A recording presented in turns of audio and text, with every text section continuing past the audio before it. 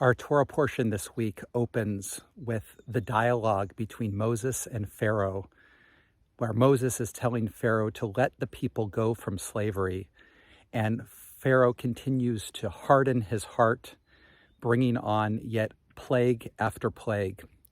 What's really interesting is in the first 5 plagues, before that, Pharaoh strengthens his heart, he hardens his heart, he clamps down and says no. But then in the last 5 plagues, before each one, God hardens Pharaoh's heart. It's not Pharaoh anymore, but it's God.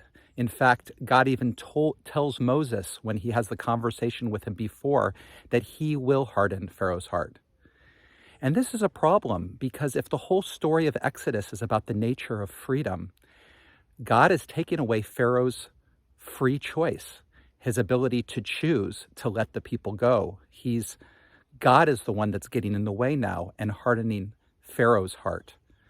So the way to address this, one way, comes from the Rambam, Maimonides, 13th century rabbi and commentator. And he says that in order for freedom to be meaningful in any way, choices have to have consequences. In this case, Pharaoh was evil, chose evil so many times, over and over again, hardened his own heart, that he set things in motion that made it where he could not turn back. He could not do teshuvah. The consequences of Pharaoh's choices were that God would harden his heart. Now, one of the things that I think is very confusing for us in this day and age is that we confuse freedom with liberty. Liberty is the right to choose, to do what we want to do.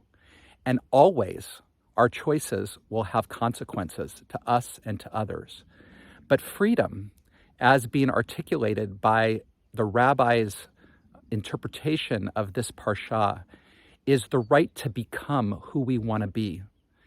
Each one of us chooses to be good or to be evil. In fact, Moses, at his confrontation with God at the burning bush, his experience of God at the burning bush, God reveals God's self to Moses as Eyeh Asher Eyeh. Will become who I will become. And that is a blueprint for all of us being in the divine image, that what freedom is about is to become who we want to become.